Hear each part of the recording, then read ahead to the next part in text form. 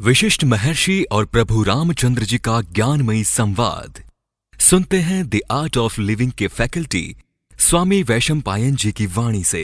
अगर आपने अभी तक इस चैनल को सब्सक्राइब नहीं किया है तो इसे जरूर सब्सक्राइब करें और सब्सक्राइब करने के बाद बेल आइकन को भी जरूर दबाएं। जय गुरुदेव। योग वशिष्ठ के अगले एपिसोड में आप सबका बहुत बहुत स्वागत है। कल के एपिसोड में हमने देखा था कि प्रभु रामचंद्र जी को फिर से एक बार वह रिवीजन करवाया जा रहा था। उसी चर्चा को आगे बढ़ाते हैं। फिर वशिष्ठ जी ने कहा, इस संबंध में एक शिक्षाप्रद नीति कथा है जिसे मैं तुम्हें सुनाता हूं। देवदारू का एक काष्ठफल है जिसका काफी बड़ा आकार प्रकार है और जो कभी नष्ट नहीं होता। इसका अस्तित्व असंख्य युगों से है।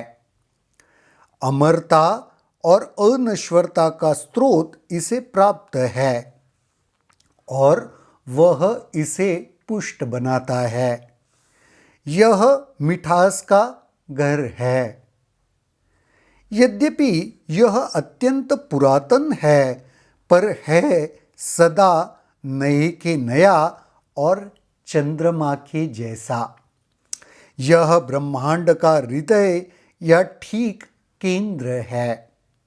यह निश्चल है और प्रलय की शक्तियां भी इसका कुछ बिगाड़ नहीं पाती। यह काष्ठफल जो अपरिमित रूप से विशाल है इस सृष्टि का मूल स्रोत है। अब एक कथा सुना रहे हैं महर्षि वशिष्ठ जी। देवदारू का एक काष्ठफल, काष्ठ का मतलब तो वैसे लकड़ी होता है, तो लकड़ी का फल है देवदारू का, और जिसका आकार काफी बड़ा है और प्रकार कैसे है, जो कभी नष्ट नहीं होता। तो इसका अस्तित्व अनेक युगों से है, असंख्य युगों से है, और अमरता और अनश्वरता इसको प्राप्त है।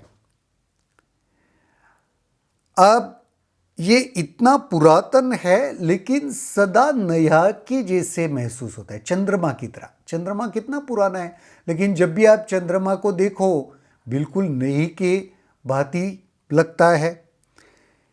जब यह पूर्ण रूप से पक जाता है तब भी यह अपने स्थान से नहीं गिरता। परिपक्व होने पर भी यह काष्ठफल अपने स्थान से गिरता नहीं, अपने स्थान पर ही रहता है। यह सदा पूरा पका रहता है परंतु कभी अधिक नहीं पकता।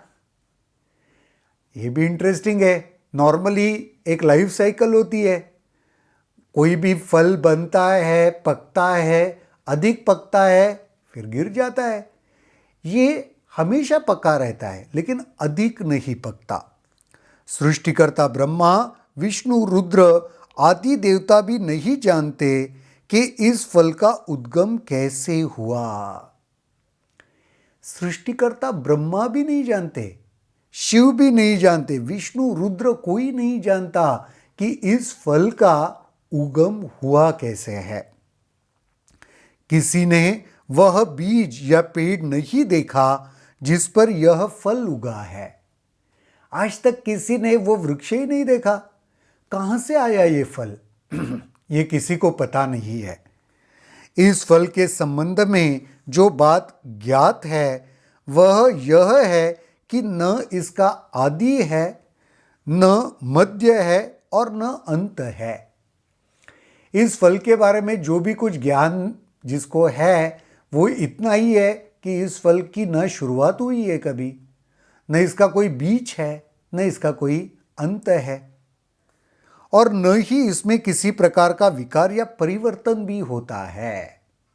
न कोई विकार है इसमें, न इसमें कोई बदलाव आता है।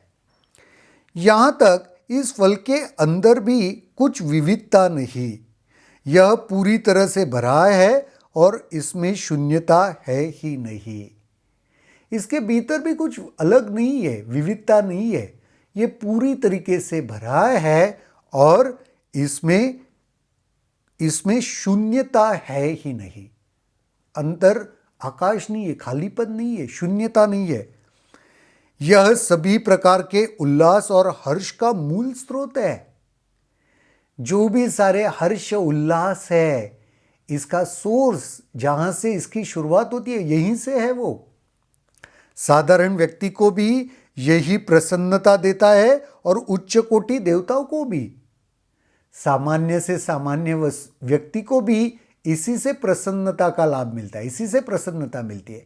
और उच्च कोटि के जो देवता है उनको भी इससे ही प्रसन्नता मिलती है। इस प्रकार यह फल असीम चेतना की ऊर्जा की अभिव्यक्ति के लिए के अतिरिक्त और कुछ नहीं है।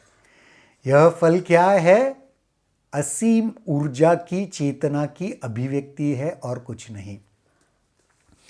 असीम चेतना की इस ऊर्जा ने कभी एक क्षण के लिए भी अपनी वास्तविक प्रकृति का त्याग न करते हुए सृष्टि की अभिव्यक्ति अपनी प्रज्ञा के मात्र इच्छा के द्वारा की है।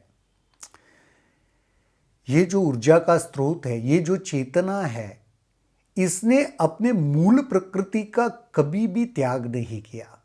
ये शाश्वत है, हमेशा के लिए है। तथ्य यह है कि उसने ऐसा चाहा भी नहीं है। इस इच्छा में जिस अहं का योग होता है वह स्वयं अवास्तविक होता है। तथ्य यह भी है, उसने कभी ऐसे चाहा भी नहीं कि सृष्टि की अभिव्यक्ति अपने प्रज्ञा से हो, यह उसने कभी चाहा नहीं।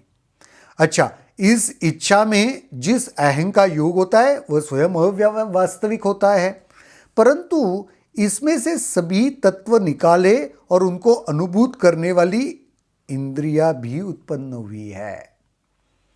पर इससे ही सभी वस्तु को अनुभव कौन करता है? इंद्रिया है ना, वो भी इसी से उत्पन्न हुई है। सच्चाई तो यह है कि आकाश, काल, प्राकृतिक व्यवस्था, विचार, प्रसार, आकर्षण, विकर्षण, तूपन, वहपन, ऊपर नीचे, सभी दिशाएं, पर्वत, नक्षत्र, ज्ञान और अज्ञान, ये सभी जो है, जो होंगे, वे भी असीम चेतना की ऊर्जा ही है। ये सभी कुछ नहीं है, और यदि है तो असीम चेतना है। देखो, चेतना से ही सब कुछ उत्पन्न है, तो ये फल उस चेतना का प्रतीक ही है।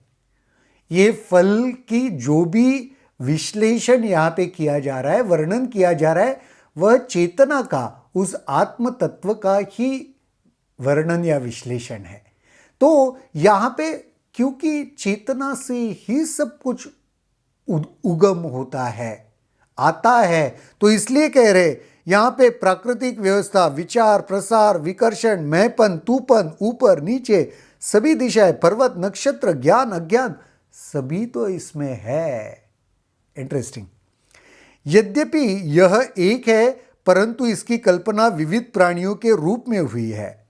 ये एक है, वही है। देखो, चेतना का फिर से वही बात हो रही है।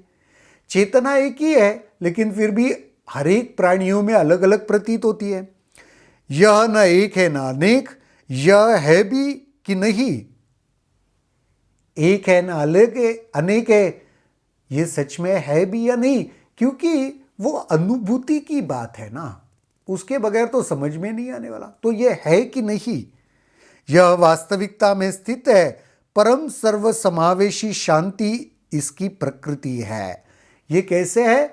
परम समावेशी शांति, सब जगह शांति को लाने वाली इसकी प्रकृति है। यह अपरिमेय ब्रह्मांडीय आत्मा है। ये ब्रह्मांड की आत्मा है, यह ऊर्जा है, यही चेतना की प्रकृति है। तो उस जो काष्ठ के फल की बात हो रही थी, वो और कुछ नहीं है, वह इस ब्रह्मांड की आत्मा है, यही वह चेतना है, मूल स्वरूप है। बस वो एक नीति समझ में आने के लिए शिक्षाप्रद नीति कथा का है ना। वह शिक्षा समझ में आने के लिए उसको एक काष्ठ के फल की उपमा दी गई थी। बहुत ही इंटरेस्टिंग था आज का यह एपिसोड। आज तो यहीं पर रुकेंगे, अगले एपिसोड में देखते हैं और क्या होता है। तब तक के लिए जय गुरुदेव। अगर आपके इस वीडियो को लेकर कुछ सवाल हैं तो कमेंट सेक्शन में जरूर लिखें, जिसके ऊपर हम आने वाले वीडियोस में चर्चा करेंगे।